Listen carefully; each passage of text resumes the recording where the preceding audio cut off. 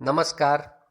DElEd અભ્યાસક્રમના પ્રથમ વર્ષના આ વિડીયોની અંદર આપ સર્વેનું સ્વાગત છે. આ વિડીયોમાં આજે આપણે વાત કરવાના છીએ કોર્સ 6 ગણિત અને તેની અંદર ચેપ્ટર નંબર 2 વિષય વસ્તુનું અધ્યાપન શાસ્ત્ર.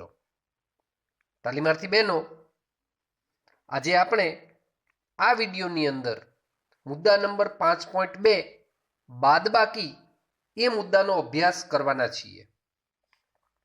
અગાઉ આ જ પ્રકરણ વિષય વસ્તુનું અધ્યાપન શાસ્ત્ર અંતર્ગત આપણે અગાઉના વિડીયોમાં વાત કરી ગયા છીએ, જેમાં ખાસ કરી અને શરૂઆતે સંખ્યા જ્ઞાનથી માંડી અને 2 અંકની સંખ્યાઓ, 3 અંકની સંખ્યાઓ, નાની અને મોટી સંખ્યાઓ અને સંખ્યાઓના ક્રમ, આ બધા મુદ્દાઓની વાત કરી ચૂક્યા છીએ. મુદ્દા નંબર 5 જે છે એ 4 ક્રિયાઓનો છે. આપણે જાણીએ છીએ 4 ક્રિયાઓ કઈ કઈ છે: સરવાળો, બાદબાકી, ગુણાકાર અને ભાગાકાર.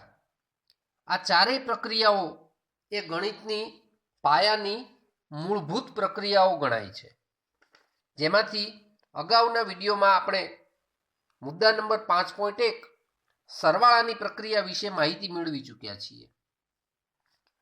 આજે મુદ્દા નંબર 5.2 બાદબાકી એ પ્રક્રિયાની આપણે વાત કરવાના છીએ.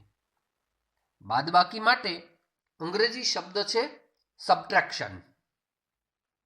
બાદબાકી વિશે જો વધારે વાત કરવી હોય તો એમ કહી શકાય કે બાદબાકી એ સરવાળા કરતા ઉલટી પ્રક્રિયા છે, વિરુદ્ધ પ્રક્રિયા છે.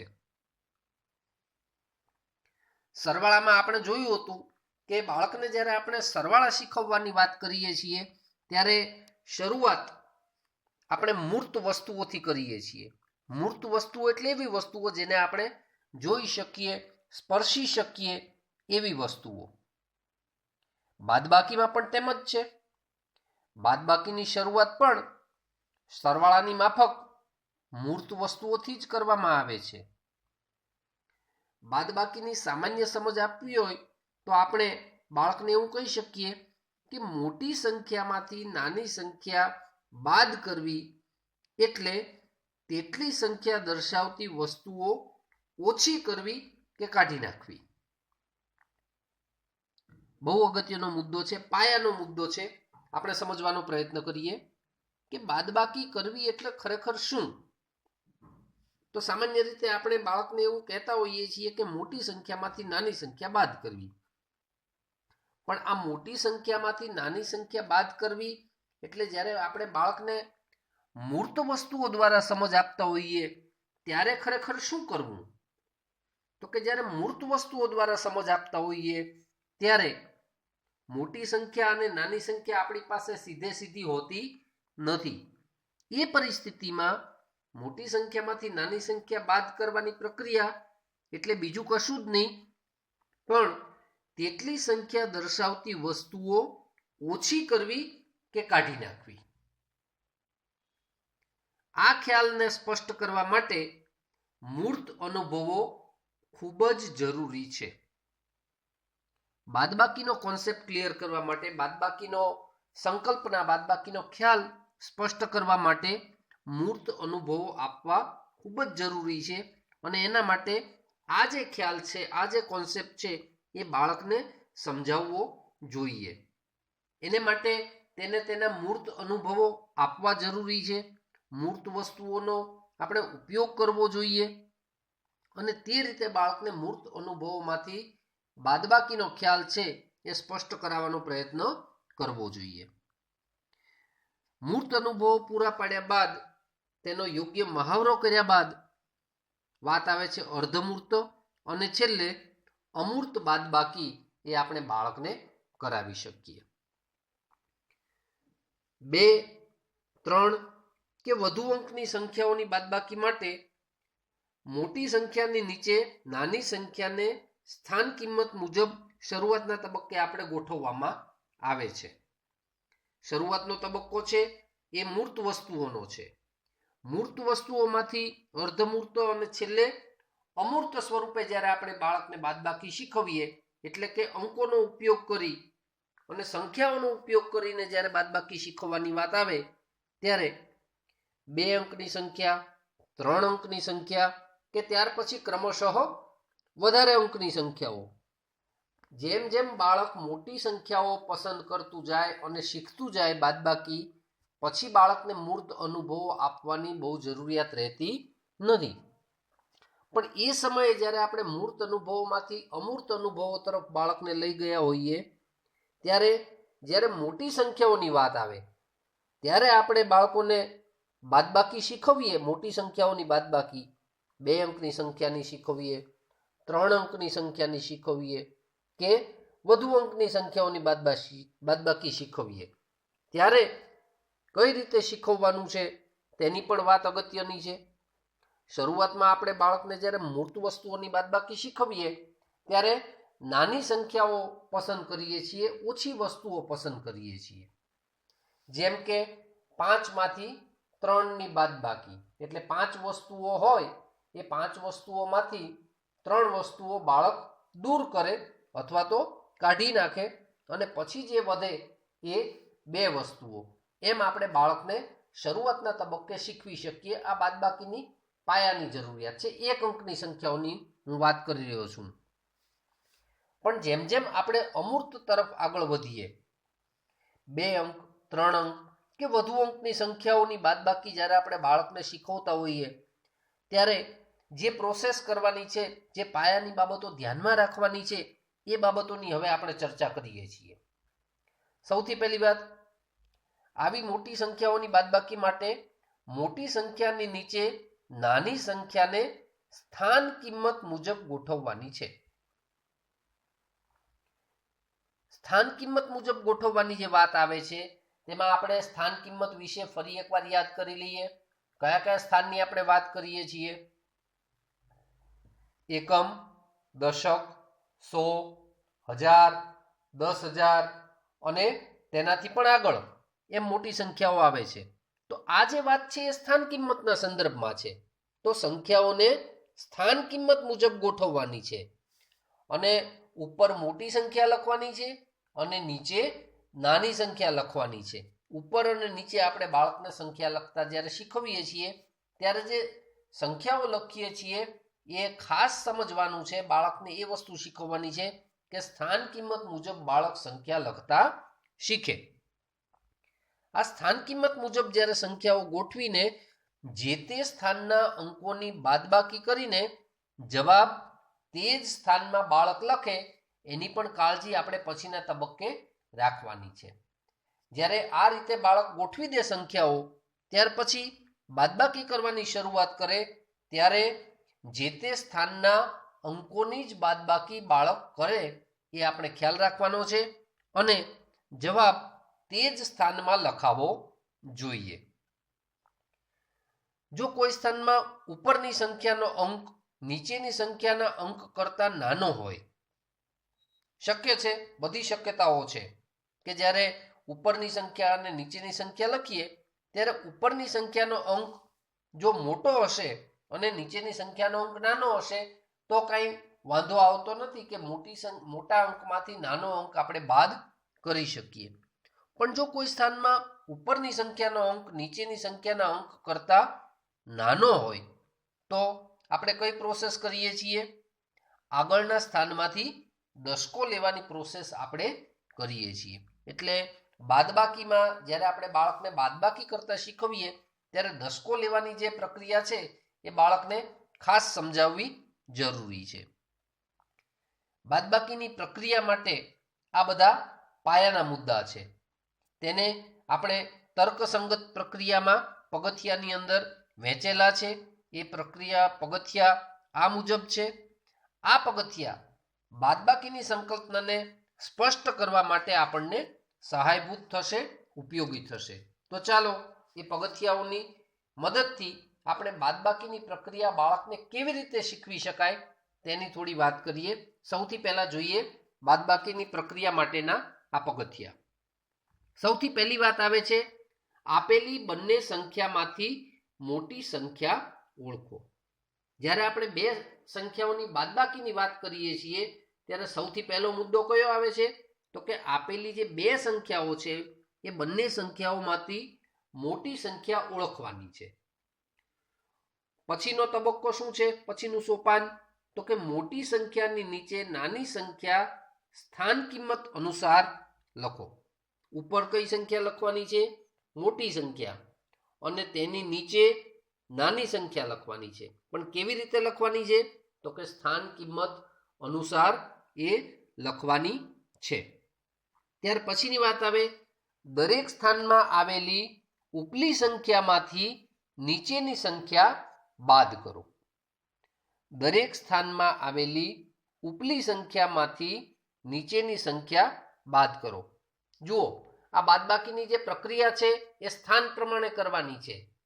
એકમના સ્થાનમાં જે અંક ઉપરના સ્થાને આવેલો છે તેમાંથી નીચેની સંખ્યાનો જે અંક બાદ કરીએ છીએ તે એકમના સ્થાનમાં રહેલો અંક જ આપણે બાદ કરવાનો છે. બીજા કોઈ સ્થાનના અંકો એમાં બાદ ન થઈ જાય એ કાળજી આપણે બાળકને લેતા શીખવવાનું છે. તો આ વાત થઈ સ્થાનમાં આવેલા ઉપરની સંખ્યામાંથી નીચેની સંખ્યા બાદ કરવાની. ફરી પાછી શક્યતાઓ જે છે એ આવી કે જો ઉપરના અંકનું પ્રતિનિધિત્વ કરતી સંખ્યા નીચેના કરતા નાની હોય. આમ જોવા જઈએ તો ત્રણ શક્યતાઓ છે કે ઉપરના અંકનું પ્રતિનિધિત્વ, ઉપરના અંક અને નીચેના અંકમાં ત્રણ શક્યતાઓ છે. કઈ કઈ ત્રણ શક્યતાઓ છે? કાં તો બંને અંકો સરખા હોય, અથવા તો ઉપરનો અંક મોટો અને નીચેનો અંક નાનો હોય, અથવા તો ઉપરનો અંક નાનો અને નીચેનો અંક મોટો. હવે પહેલી જે બે પરિસ્થિતિ છે, દાખલા તરીકે બંને અંકો સરખા છે, ઉપરનો અંક અને નીચેનો અંક, તો ઉપરના અંકમાંથી નીચેનો અંક બાદ કરીએ તો જે બાદબાકી મળે છે આપણને કેટલી મળે છે? શૂન્ય. બંને અંકો સરખા હોય ત્યારે બાદબાકી કેટલી મળે? શૂન્ય. બીજા વિકલ્પમાં ઉપરનો અંક મોટો, નીચેનો અંક નાનો, એવી પરિસ્થિતિમાં પણ બાદબાકી શક્ય છે. આપણને બાદબાકી કરતા બાળકને આપણે શીખવી દીધું છે મૂર્ત સંખ્યાઓની મદદથી, એટલે બાળકને આવડે છે. પણ જે ત્રીજો વિકલ્પ છે કે ઉપરનો અંક જ્યારે નાનો અને નીચેની સંખ્યાનો અંક મોટો હોય ત્યારે શું કરવાનું?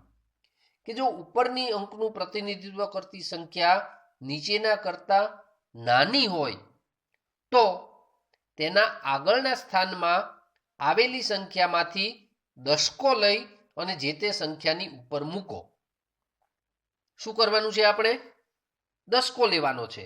આપણે માટે કદાચ આ બહુ સહેલી બાબત છે, પણ બાળકને જ્યારે આપણે બાદબાકીની પ્રક્રિયા શીખવીએ છીએ ત્યારે આ બાબત ખાસ ધ્યાનમાં રાખવાની છે. દશકો લેવાની બાબત. દશકો ક્યાંથી લેવાનો છે? તેની આગળના સ્થાનમાં આવેલી સંખ્યામાંથી દશકો લેવાનો છે અને જે તે સંખ્યાની ઉપર દશકો મૂકવાનો છે. ઉપરાંત જ્યાંથી દશકો લીધેલો હોય ત્યાં એક અંકનો ઘટાડો કરી અને ઘટાડેલી સંખ્યા તેની ઉપર લખવાની છે. તો આ વાત થઈ દશકાના સંદર્ભમાં. ત્યાર પછી તો કે દશકો જે તે સંખ્યામાં ઉમેરી મળતી નવી સંખ્યામાંથી નીચેની સંખ્યા બાદ કરવાની છે. આ વાત થઈ દશકો ઉમેર્યા પછી નવી સંખ્યામાંથી નીચેની સંખ્યા બાદ કરવાની છે. એની પછીનું સોપાન છે મળેલ પરિણામ તેના અનુરૂપ સ્થાનમાં મૂકવાનું છે. આ વાત પણ અગત્યની છે. પરિણામ ક્યાં દર્શાવવાનું છે? તો કે તેના અનુરૂપ સ્થાનમાં. જો આપણે એકમના અંકોની બાદબાકી કરતા હોઈએ તો જે જવાબ આવે છે એ જવાબ કે જે પરિણામ છે એ પણ એકમના અંકમાં જ આવવું જોઈએ. એકમના સ્થાનમાં જ તેનો જવાબ મૂકવાનો છે. એ જ રીતે બાકીના સ્થાનના અંકો માટે પણ આપણે કહી શકીએ. અને છેલ્લું સોપાન, કરેલી બાદબાકી સાચી છે કે કેમ તે નક્કી કરવા માટે તાળો કેમ મેળવવો તે પણ શીખવવું બાળકને માટે જરૂરી છે. તો આ થયા બાદબાકીની પ્રક્રિયા અનુસરવા માટેના વિવિધ સોપાન અથવા પગથિયા. આ સોપાન કે આ પગથિયાને અનુસરીએ તો આપણે બાળકોને સારામાં સારી રીતે બાદબાકીની પ્રક્રિયા શીખવી શકીએ. ચાલો એક ઉદાહરણની મદદથી આપણે આ સોપાન મુજબ બાદબાકીની પ્રક્રિયા કેવી રીતે શીખવી શકાય તેની એક વાત લઈએ. તો જોઈએ ઉદાહરણ. તાલીમાર્થી બહેનો, અહીંયા બાદબાકીનું એક ઉદાહરણ દર્શાવ્યું છે. નજર કરીએ આપણે સ્ક્રીન પર.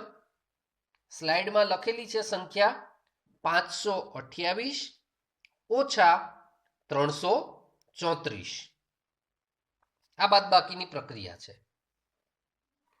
હવે સોપાન પ્રમાણે આ બાદબાકી બાળકને કેવી રીતે તબક્કાવાર શીખવી શકાય તેની પણ ચકાસણી કરીએ. આપેલી બંને સંખ્યામાંથી મોટી સંખ્યા ઓળખવાની છે. જુઓ તમે, મોટી સંખ્યામાંથી નાની સંખ્યા બાદ કરવાની છે, માટે મોટી સંખ્યા આપણે બાળકને ઓળખતા શીખવવું પડે. આપણે અગાઉના વિડીયોઝની અંદર મોટી અને નાની સંખ્યાઓ કેવી રીતે ઓળખી શકાય એ શીખી શક્યા છીએ, એટલે આપણે એ યાદ કરીએ. અહીંયા તેનું વધારે પુનરાવર્તન નથી કરતો. આપણે જાણીએ છીએ મોટી સંખ્યા કઈ છે, તો કે 528 અને નાની સંખ્યા તો કે 334.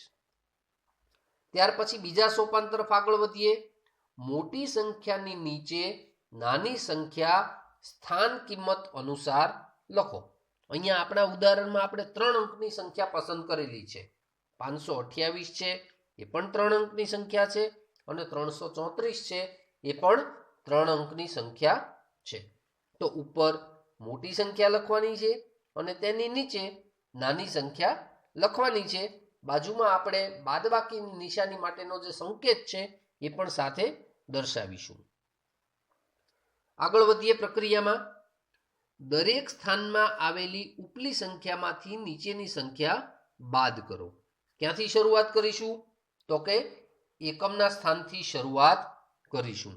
એકમ, પછી ક્રમશઃ ડાબી બાજુ આગળ વધીએ તેમ દશક, પછી 100, અને જો મોટી સંખ્યા હોય તો તેનાથી પણ આગળ. અહીંયા 3 અંકની સંખ્યાઓ છે, માટે એકમ, દશક અને 100. તો એકમના સ્થાનથી શરૂઆત કરીશું. એકમના સ્થાનમાં ઉપરના સંખ્યામાં કયો અંક છે? તો કે 8. અને નીચેની સંખ્યામાં એકમના સ્થાનમાં કયો અંક છે? તો કે 4. તો બંનેની બાદબાકી કરીએ આપણે. 8 માંથી 4 બાદ કરીએ. તો 8 માંથી 4 બાદ કરીએ તો શું મળશે પરિણામ? તો કે 4. તો 4 આપણે સૌથી પહેલા દર્શાવીશું. 8 માંથી 4 બાદ કરતા જે જવાબ મળ્યો 4 એને આપણે દર્શાવીશું. તો આ જે પરિણામ આવ્યું 4 એને કઈ જગ્યાએ દર્શાવવાનું છે? તો કે અહીંયા બાદબાકીમાં જે સ્થાન દર્શાવ્યા છે એ સ્થાનની બરોબર નીચે આવે તે રીતે આપણે તેને દર્શાવી શકાય. ત્યાર પછી વાત આવે દશકના સ્થાનની. દશકના સ્થાનમાં ઉપરનો અંક કયો છે? 2. અને નીચેની સંખ્યામાં દશકના સ્થાનમાં કયો અંક આવે છે? તો કે 3. તો જુઓ તાલીમાર્થી બહેનો, અહીંયા આપણે ઉપરના સ્થાનમાં હવે પછીનું જે સોપાન છે તે વિકલ્પવાળી વાત અહીંયા આવે છે. હમણાં જ આપણે પગથિયાની અંદર જોયું કે ઉપરના અંકનું પ્રતિનિધિત્વ કરતી સંખ્યા નીચેના કરતા નાની હોય તો શું કરવું? અહીંયા 2 અને 3 ની સરખામણી કરીએ તો 2 કરતા 3 મોટા છે, એટલે ઉપરની સંખ્યા નાની અને નીચેની સંખ્યા મોટી. હવે 2 માંથી 3 આપણે બાદ કરી શકતા નથી. શું કરવું જોઈએ? તો એનો વિકલ્પ પણ આપણને સોપાનમાં આપેલો છે કે દશકાની જે પ્રોસેસ છે, દશકાની પ્રક્રિયા છે એ બાળકને શીખવવાની છે, અને એ દશકો કેવી રીતે લેવાય એ બાબત શીખવવાની છે. ક્યાંથી દશકો લેવાનો? તો કે તેની પછીની જે સંખ્યા છે તેમાંથી. અહીંયા 2 કરતા 3 મોટા છે, 2 નાના છે, 3 મોટા છે, માટે 5 ઉપરથી 100 ના સ્થાનમાં જે અંક આવેલો છે ઉપરની સંખ્યામાં, એટલે કે અહીંયા આપણા ઉદાહરણમાં 5, તો 5 માંથી દશકો લેવાનો છે, અને 5 ઉપર કાપો મૂકી 5માંથી કરવાના છે 4, એક અંકનો ઘટાડો કરવાનો છે એટલે 5માંથી કેટલા કરીશું 4, અને દસકો લઈએ તો જે 2 છે 2 ની ઉપર આપણે 10 લખીશું. તો આ જે વાત થઈ એની પછીના સોપાનની કે દસકો લેવાનો છે અગાઉના સ્થાનમાંથી અને જે તે સંખ્યાની ઉપર દસકો મૂકવાનો છે, અને જ્યાંથી દસકો લીધો હોય એટલે કે 5 ઉપરથી દસકો લીધો હોય તો ત્યાં એક અંકનો ઘટાડો કરી અને ઘટાડેલી સંખ્યા તેની ઉપર લખવાની છે. 5માંથી એક અંક ઘટાડ્યો તો ત્યાં 5ની બદલે થયા 4. હવે દસકો જે તે સંખ્યામાં ઉમેરી પ્રોસેસ તો ક્યાં કરવાની છે, હજુ દશકના સ્થાનમાં જ કરવાની છે. એકમના સ્થાનની પ્રોસેસ પૂરી થાય પછી દશકના સ્થાનની પ્રોસેસ જ કરવાની છે. પછી જ આપણે ક્રમશઃ 100ના સ્થાન ઉપર આવવાનું છે. ફરી પાછા દશકના સ્થાન ઉપર આવી જઈએ. 10 + 2 કેટલા થયા? 10 + 2 એટલે 12, અને 12માંથી આપણે 3 બાદ કરવાના છે. એટલે કે આપણા સોપાન મુજબ દસકો જે તે સંખ્યામાં ઉમેરી મળતી નવી સંખ્યામાંથી નીચેની સંખ્યા બાદ કરવાની છે. તો હવે બહુ સહેલાઈથી આ પ્રક્રિયા થઈ શકે. 10 અને 2 ઉમેરીએ એટલે 12 થશે, અને 12માંથી 3 બાદ કરવાના છે. નીચેની સંખ્યાનો જે દશકનો અંક છે એ બાદ કરવાનો થાય. તો 10 ને 2 12, 12માંથી 3 બાદ કરીએ તો આપણને મળશે 9. પરિણામ સ્વરૂપ જે અંક મળે છે 9 એ આપણે એ પરિણામના ખાનામાં દશકનું સ્થાનમાં જે અંક મૂકવાનો છે ત્યાં આપણે મૂકીશું. એકમના સ્થાનમાં હતો જવાબ, આપણું પરિણામ હતું 4, દશકના સ્થાનમાં હતું પરિણામ આપણને મળ્યું 9. હવે આપણે જઈએ 100ના સ્થાન તરફ. 100ના સ્થાનમાં ઉપરની સંખ્યામાં શું છે? હવે અગાઉ 5 હતા પણ એક દસકો આપણે એમાંથી લઈ લીધો છે તો 5ની બદલે કેટલા વધે છે? હવે 4. 5ની બદલે કેટલા વધે છે? 4. તો 4માંથી આપણે નીચેની સંખ્યાનો જે 100નો અંક છે એ બાદ કરવાનો છે. એટલે કે 4 - 3, 4 - 3, અને 4માંથી 3 બાદ કરીએ તો શું જવાબ મળે? તો કે 1. 1 ક્યાં લખીશું આપણે? તો કે 100ના સ્થાનમાં લખીશું. આમ આપણો જે ફાઇનલ જવાબ છે, અંતિમ જવાબ છે, અંતિમ પરિણામ આપણને જે બાદબાકીનું મળ્યું એટલે કે 528 - 334, એનું અંતિમ પરિણામ આપણને શું મળ્યું? તો કે 194. એ આપણને અંતિમ પરિણામ મળ્યું. અંતિમ જવાબ આપણને મળ્યો 194. તો આ જે છે એ બાદબાકીનું ઉદાહરણ થયું. સોપાન મુજબ આપણે કામ કર્યું ત્યારે. અને હા, છેલ્લું જે વાત જે છે એ શું છે? તો કે તાળો મેળવવાની પ્રક્રિયા. કરેલી બાદબાકી સાચી છે કે કેમ તે નક્કી કરવા માટે તાળો કેમ મેળવવો તે પણ શીખવવું જરૂરી છે. કઈ રીતે તાળો મેળવીશું આનો? 528માંથી 334 બાદ કર્યા તો આપણને 194 મળ્યા. જો તાળો મેળવવો હોય તો આપણે બાળકને પાછી જે બાદ કર્યું છે તે જો મૂળ જવાબમાં ઉમેરી દઈએ તો આપણને ઉપરની સંખ્યા છે એ મળી જવી જોઈએ. એનો અર્થ એમ થયો કે 334 એની અંદર આપણો જે મૂળ જવાબ જે મેળવ્યો 194 એ ઉમેરી દઈએ, સરવાળો કરીએ બંનેનો, તો આપણને પાછા કેટલા મળી જવા જોઈએ? 528 એ મળી જવા જોઈએ. બીજી રીતે પણ તાળો મળી શકે. 528માંથી 194 જે જવાબ આવ્યો એ બાદ કરીએ તો પણ આપણને 334 છે એ મળવા જોઈએ. આમ ગણિત એ રસપ્રદ વિષય છે. સાથે સાથે આ બધી સંખ્યાઓ સાથેની જે રમત છે એ પણ અજબ ગજબની છે. તો આવી એક કરતાં વધારે રીતે પણ આપણે બાળકને તાળો મેળવતા શીખવાડી શકીએ એમ છીએ, અને એ રીતે બાળક એ બાદબાકીની પ્રક્રિયા ઉપર પ્રભુત્વ મેળવે છે. તો આ વાત થઈ બાદબાકીના ઉદાહરણની. અને છેલ્લી વાત કે દસકા વગરની અને દસકાવાળી બાદબાકી. બાદબાકીને આપણે બે વિભાગમાં વહેંચી શકીએ કે દસકા વગરની બાદબાકી અને દસકા વાળી બાદબાકી. તો બંને પ્રકારની બાદબાકીની સમજ સ્પષ્ટ કરવા માટે જે સૌથી વધુ ઉપયોગી સાધન છે એ છે મણકા ઘોડી. આપણે જાણીએ છીએ મણકા ઘોડી વિશે, અગાઉ પણ એની વિશે આપણે વાત કરી ગયા છીએ. તો મણકા ઘોડી એ ખૂબ જ ઉપયોગી સાધન છે અને જે તે સ્થાનમાંથી મણકા બહાર કાઢીને મેળવેલા મૂર્ત અનુભવોથી બાદબાકીની વધુ સ્પષ્ટ અને સરળતાથી સમજ મેળવી શકાય છે. એટલે મણકા ઘોડીમાં જે મણકાઓ આવે છે એને સ્થાન કિંમત મુજબ ગોઠવીએ, એકમ, દશક, 100, 1000 એમ, અને જે તે બાદબાકી કરવાની હોય ત્યારે જે તે સ્થાનમાંથી આપણે તેટલા મણકા કાઢતા જઈએ. એટલા મણકા કાઢી અને બાળકને મૂર્ત અનુભવો આપીએ.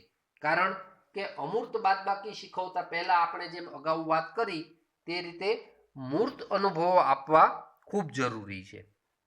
તો મૂર્ત અનુભવો આપવા માટે મણકા ઘોડી છે એ આપણને ખૂબ જ પાયાના તબક્કે ઉપયોગી થાય છે અને બાળક પણ બાદબાકીની પ્રક્રિયા સ્પષ્ટ રીતે અને સરળતાથી સમજી શકે છે.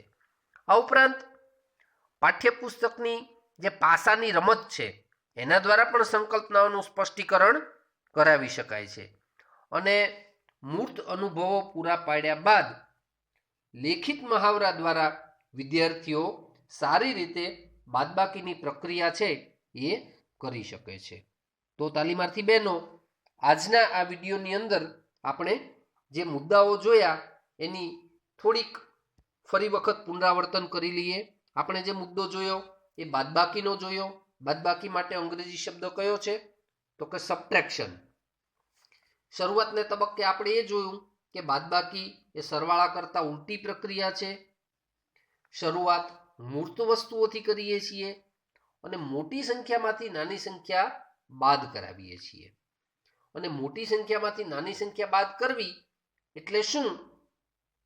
તો કે તેટલી સંખ્યા દર્શાવતી વસ્તુઓ ઓછી કરવી કે કાઢી નાખવી. શરૂઆતને તબક્કે આપણે બાળકને મૂર્ત અનુભવો આપીએ છીએ, ત્યારબાદ યોગ્ય મહાવરા બાદ અર્ધમૂર્તો અને છેલ્લે અમૂર્તો. 2, 3 કે વધુ અંકની સંખ્યાઓ માટે આપણે બાળકને સ્થાન કિંમત મુજબ સંખ્યાઓ ગોઠવતા શીખવીએ છીએ અને બાદબાકીની સંકલ્પના સ્પષ્ટ કરીએ છીએ. આપણે બાદબાકીના સોપાનો પણ જોયા કે પહેલા મોટી સંખ્યામાંથી 2 સંખ્યાઓ આપેલી હોય બાદબાકી માટેની, તો એમાંથી મોટી સંખ્યા ઓળખવી, મોટી સંખ્યાની નીચે નાની સંખ્યા લખવી, સ્થાન કિંમત પ્રમાણે લખવી, ત્યારબાદ ક્રમશઃ સ્થાન કિંમત પ્રમાણે દરેક અંકની બાદબાકી કરતા જવી. અને જ્યાં ઉપરનો અંક નાનો અને નીચેની સંખ્યાનો અંક મોટો હોય ત્યારે દસકો લેવાની પ્રક્રિયાની પણ આપણે સમજ આપી અને પછી ઉદાહરણ સહ એની ચર્ચા કરી અને છેલ્લે તાળો મેળવવાની પ્રક્રિયા વિશે પણ આપણે વાત કરી. તો તાલીમાર્થી બહેનો, આ જે વાત હતી એ આપણે બાદબાકી વિશેની વાત કરી કે બાળકને બાદબાકી કરતાં આપણે કેવી રીતે શીખવવું જોઈએ, કઈ બાબતો ધ્યાનમાં રાખવી જોઈએ, કયા સોપાનોને આપણે અનુસરવું જોઈએ, તે મુદ્દાઓની ચર્ચા કરી. હવે પછીના મુદ્દાઓની ચર્ચા આપણે પછીના વિડીયોની અંદર કરીશું.